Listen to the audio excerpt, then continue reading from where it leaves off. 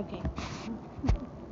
Now I have to clear the road on some disclosures and some information that is so backed up in my log for me to get out there so that the people aren't confused about what went on and what happened. And I might be overlapping again, and that's okay because it's not redundancy. There's so much information, and sometimes repetition is the mother of learning, and you just have to hear it over and over again because your memory is going to refresh. Um, at the age of about 14, I was selected as a potential bride, and my sister was Queen Fazia Ford Iran, and she was noticing that there wasn't a lot going on with me. They weren't doing anything but abusing me, and she wasn't very happy. And so she says, "Well, I want to take her this way and marry her off to Iraq because they're interested, and it's going to cause peace between Iraq and Iran." And U.S. said, "No, she hasn't done what she's supposed to do here yet." And they said, "Well, you've got her locked down in a foul family, and she needs to be active in her preparation. And you don't have her in theater, and you don't have her in dance anymore, and you don't have her doing anything. And that's because we send you the money, and you don't do anything but pocket it. And so you will buy farm equipment or something for the Queen of England." And so there was something called Iran-Contra, and I was part of that, and the other part is league efforts and unpaid sanctions and all of this manipulation. It's just war tactics on paper. I'm going to call in my debt here, and I'm going to force your service over here. I'm going to require this, and I want hers pulled home. And Queen of England saw me, and she so knows that the league efforts were right there in my blood lineage. And again, I'm Jewish, and my father is Islamic. But my mother determines, because she builds the body of the faith child. Um, so it's her blood. And so the queen says, "Well, I'll put over here in a convent, and she can bear secret children for Charles." And I said, I'm busy. I don't want to. And and so I was, I don't want to go to Iraq either. And Russia wasn't an option at the time. So I kind of sit there and kicked the bricks or something and said, "I'll stay with Ronald Reagan," because Ronald Reagan was a friend of my mother's, and they knew a long time ago. We kind of know who's going to make it in the special leagues. They're negotiated a long time before, and your vote matters, but the league's members are so big that the numbers work out always. And they knew that he was guaranteed a Senate seat and opportunity, but they didn't know he'd make it to governor. And they never thought, or never intended, or never, not I'm going to say intended, but they never hoped as much for presidency, because that's sacred. And boy, did he make it.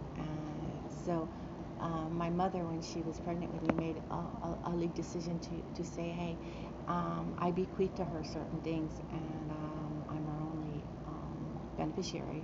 And so I bequeathed to her these assets from the league members, and one was Howard Hughes, and one was, I can't talk about others, but I'll tell you that there's 5,000 females and about 7 to 18,000 males, and that means some are still living, and I definitely can't say, and some aren't living, and some went in special forces and claimed not to be living.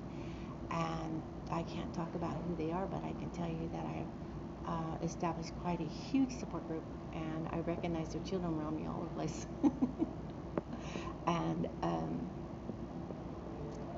the agreement went in the minute he signed into presidency, and we resolved the Iran-Contra issue, where I was concerned by pulling me over to Ronald Reagan's jurisdiction, shall I say. That means the Queen had no say in what I ate. And things got better because I was able to go on my own merit, which means I didn't have to ask permission anymore. And I got a car, which I paid for. I paid for my own insurance. I had a career by the time I was 16. And I worked full time, and I went to school full time, and I pulled A's and B's, and became active cheerleading and pom pom girl and drama, singing lessons, and which didn't last very long because I think she's stupid. I did it all on my own. I just stayed in church and singing in the choir. It was easy and free. And I did all kinds of things. NSL secretary is very popular in school. And then I went on, and Hubert Givenchy, who was married to Audrey Hepburn, who was a friend of my mother's with Grace Kelly, said, let's put her to work. And so I found the agency that he wanted me to go through, and I went there, and he put me to work when I was 24 for 2.5 years. I think I might be wrong on the times. It was just off and on. And I was a live model for Givenchy. And that was something. I love Givenchy, and I was making pretty good money back then. He was paying $150 an hour, and I didn't see that at all. That went to the agency. I got like $20 an hour or something. But back in the 80s, that was pretty good money. And I didn't have to whore around. I was good, happy. Leads me to the relationship thing. There were 5 primary relationships, and I mentioned them already. They were primarily military assignments, except for one, which was an agent from Arabia who was sent in case I needed to be pulled out because I was doing so much, and communism had fallen because they were so inspired by the fact that I had left the Silicon Valley. And the family had followed me, and they got as far as Santa Barbara, and they so didn't want me to leave because if I left, the money left because their wealth was dependent upon Iran. And even though I'm from Egypt, my sister went over and married and became queen of Iran, and now I have a great nephew who's Prince of Afghanistan, and then I have a nephew Ahmed who's former king of Egypt, and the station there is dependent upon the program, Global Defense Program, which I can't talk about, but they're secure, and that's all that matters, and I'm happy. I just don't want to disclose everything. I need to stay on point. And the point is that I was born a Cleopatra. And that's where the authority comes in commandership and global defense. And it doesn't mean anything except for peace efforts. That means United Nations chose jointly together to allow Farouk female to come in and cause peace because she was going to be holy blessings also. Okay, there, got it out. I have to do it right or it's wrong. If I don't do it right, it's wrong. So I was named by my sister, and she named me Farah. Farah Fuad Farouk. And here it's Farah. Farah. Sorry. We can never be her. Farrah Fawcett's something else, isn't she? Is gorgeous. She's part of the league. We miss her, and she's beautiful. But Farah is how you pronounce it. It's my name is Farah Fuad Farouk, according to the Kingdomship of Iran. Um, so I went in to investigate certain families who were linked to communistic behavior, and so I did. And if in due time that something didn't change, if I didn't influence them enough to change, then and I wasn't going to pull them over to the league because they're bred to be. It's just like pit bulls. If you breed pit bulls to be attack dogs, they're going to be attack dogs. And so their faith is in their blood and in their skin often, and we know that, and we know that your DNA transfers much, and we always say the apple doesn't fall from the tree, and we know that Christ has capability, Muhammad has capabilities, but it's a restructuring, and it's not nurture.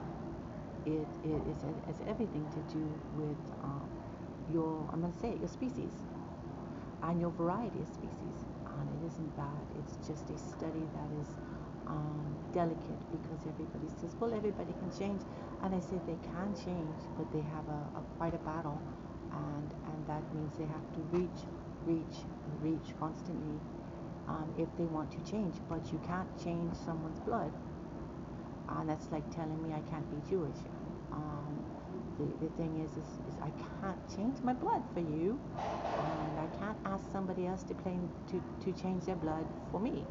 I can't ask an African American not to be African American. I'm African American, but we might not look the same in the same traits, but the blood is still there, and I can't ask an African American person to be anything but who they are, and the only way to change your ethnicity is to dilute it over generations, and I'm not asking you to do that.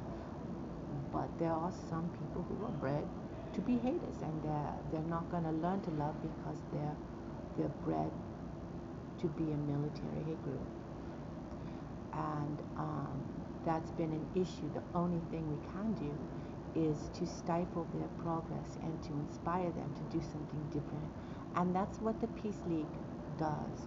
And on a military side, I have to go in and say these people are rising up this way, and then I have to go and make sure they don't rise up too high, because they're working on lies. And they practice, some of them do, I'm not saying all of them, but some practice a form of mathematics called chaos. And it isn't anything other than the practice of an instability or an inharmonious equation, and that means it's only going to produce something that is failing of health. And the practice of falsehoods or lies, you can't win a game and succeed in society if you're going to bear false witness. And that happens, and they do that to down the success of a significant member of a league who was, on the flip side, bred to help humanity, and that means they just have a talent to come up with laws or right wrongs, and that's not bad. And I definitely don't condone disciplinary action unless it's just been so heinous and so abrupt and so obvious that that they've instigated so much that you have to go in and do something because it's their cultural belief that you discipline your people. It's communism, and I spent all my life dealing with being disciplined for being Jewish, and I'm not going to change my blood for anybody. It just made me uh, endure and fight harder. Um, a long time ago, there's been. I know that people. I need to talk about influences in my life, and I did meet some wonderful people from the same area that I was from. One guy, I don't want to say I fell madly in love with him at all because he had a cousin, and I loved both of the men, but I'm not going to call it in love. But I didn't realize they were related. And one I met in Fresno, um, younger than me, and we were working at Macy's, and he came by often, and he was in stalking, and it's funny, stalking. It's going to be funny later. Um, and he says, "Hi, you're from Dos Palos or something." I said, "Yeah." He says, "I'm Dane Pereira," and I said, "Oh, hi. I think I know you." I don't remember. Did I do it? Okay, that's nice. And so he took me dancing, and he was a little frat boy, and we had a really good relationship. The reason why I'm saying this, and he mentioned the L word before I even got to it, and I kind of had to pull back. He needs to know I had to pull back because I couldn't go further, or the league was going to test him because he's not part of the league. Officiated member of the Peace League Coalition, and I can't engage in people that weren't selected by the Peace Coalition, but they come from a good family, very wealthy, and I'm like, that's really not a big deal to me because I got a little bit, and I do.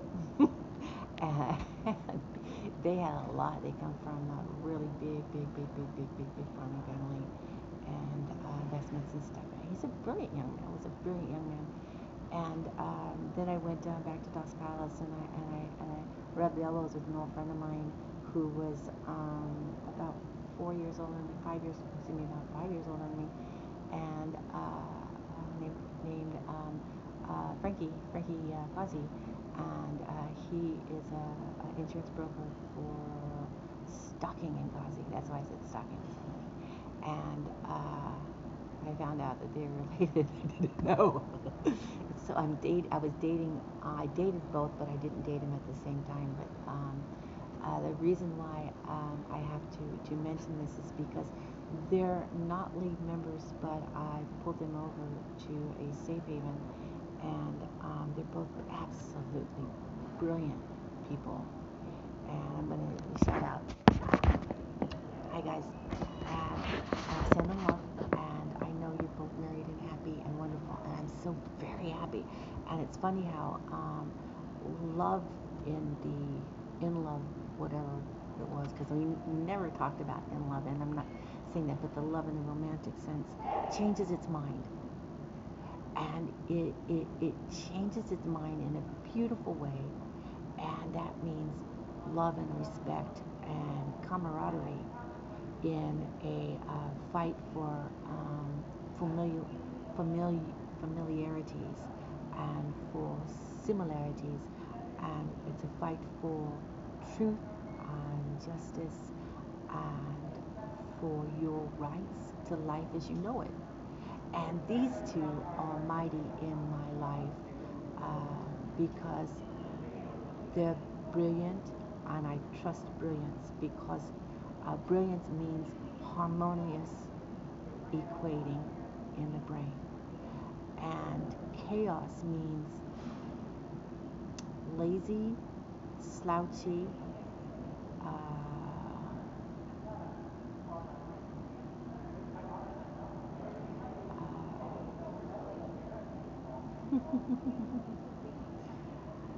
he, people that with great arrogance and no humility. And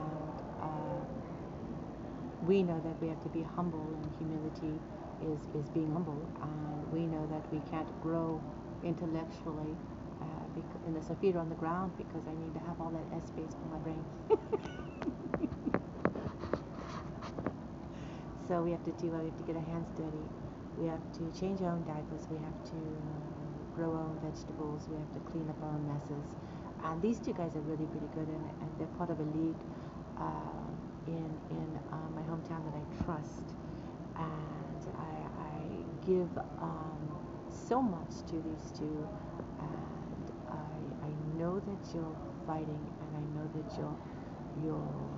you're loving the people, and I have to tell you that you know that this is difficult, because I love people of all faiths and all creeds and all genders and gender chosen, whatever they if they love and have the capability of loving, then I love them back. And if they love, that means they're intellectually capable of understanding. And when you have understanding, you have brilliance breeding ground. And that means there's a lot of work that can be done there in creative motivation and modalities. And we know that they'll be better people, and they'll relate better. And we know that it has everything to do with relationships and relating, and quantum physics and nanophysics and social quantum, everything.